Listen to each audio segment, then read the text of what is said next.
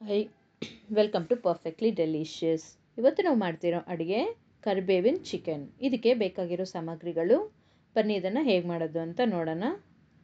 ಮೊದಲು stove on ಮಾಡಿ ಒಂದು ಕಡಾಯಲ್ಲಿ 1 ಟೀ ಸ್ಪೂನಷ್ಟು ಎಣ್ಣೆ ಹಾಕಿ, ಇದರಲ್ಲಿ 1 ಟೇಬಲ್ ಸ್ಪೂನಷ್ಟು ಧನಿಯಾ ಮತ್ತು 1 ಟೀ ಸ್ಪೂನಷ್ಟು ಕಾಳುಮೆಣಸು ಮತ್ತು 1 ಟೀ ಸ್ಪೂನಷ್ಟು ಸೋಂಪು ಹಾಕಿ ಚೆನ್ನಾಗಿ ಇದನ್ನು ಫ್ರೈ ಮಾಡ್ತಾಯಿದ್ದೀನಿ.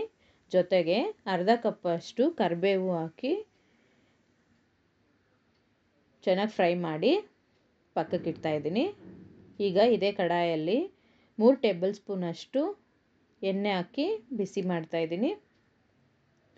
ಇದರಲ್ಲಿ ಅರ್ಧ ಸ್ಪೂನಷ್ಟು ಸಾಸಿವೆ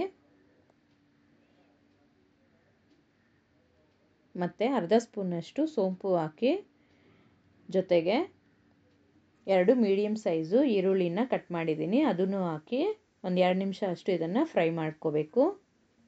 ಗೋಲ್ಡನ್ ಕಲರ್ ಬರಬೇಕಾಗಿರೋ ಅವಶ್ಯಕತೆ ಇಲ್ಲ.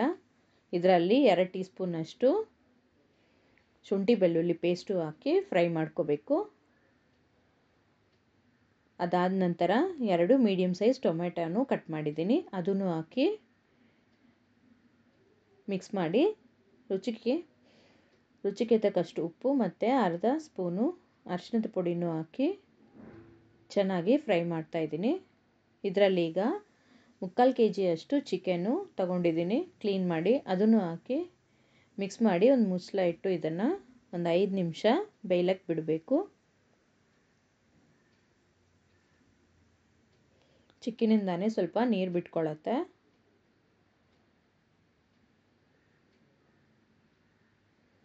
ನೋಡಿ, ಇದು ಈಗ ಚೆನ್ನಾಗಿ ಬೇಯ್ತಾ ಇದೆ. ಈಗ ರುಚಿಗೆ ತಕ್ಕಷ್ಟು ಇದಕ್ಕೆ ಖಾರದ ಪುಡಿನೂ ಹಾಕ್ಕೋಬೇಕು. ನಾನಿಲ್ಲಿ 1 ಸ್ಪೂನಷ್ಟು ಖಾರದ ಪುಡಿ ಮತ್ತು 1 ಸ್ಪೂನಷ್ಟು ಧನಿಯಾ ಪುಡಿನೂ ಹಾಕಿ ಚೆನ್ನಾಗಿ ಮಿಕ್ಸ್ ಮಾಡಿ ಸ್ವಲ್ಪ ನೀರನ್ನು ಹಾಕಿ ಇದನ್ನು ಮುಚ್ಚಳ ಇಟ್ಟು ಒಂದು 10 ರಿಂದ 12 ನಿಮಿಷ ಇದನ್ನು ಬೇಯಿಸ್ಕೋಬೇಕು. ಈಗ ನಾವು ಹಾಕಿರೋ ಚಿಕನು ಚೆನ್ನಾಗಿ ಬೆಂದಿದೆ. ಇದರಲ್ಲಿ ನಾವು ಫ್ರೈ ಮಾಡಿ ಪುಡಿ ಮಾಡ್ಕೊಂಡಿರೋ ಕರಿಬೇವಿನ ಮಸಾಲಾನು ಹಾಕ್ತಾಯಿದ್ದೀನಿ. ಜೊತೆಗೆ ಅರ್ಧ ಸ್ಪೂನಷ್ಟು ಗರಂ ಮಸಾಲಾನು ಹಾಕಿ ಒಂದು 5 ನಿಮಿಷ ಇದನ್ನು ಮಿಕ್ಸ್ ಮಾಡಿ ಚೆನ್ನಾಗಿ ಡ್ರೈ ಆಗೋಕ್ಕೆ ಬಿಡಬೇಕು.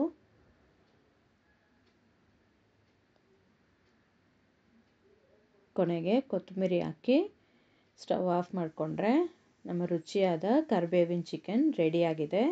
ಇದನ್ನು ನೀವು ಮನೇಲಿ ಟ್ರೈ ಮಾಡಿ ಹೇಗೆ ಬಂದಿದೆ ಅಂತ ನನಗೆ ಕಮೆಂಟಲ್ಲಿ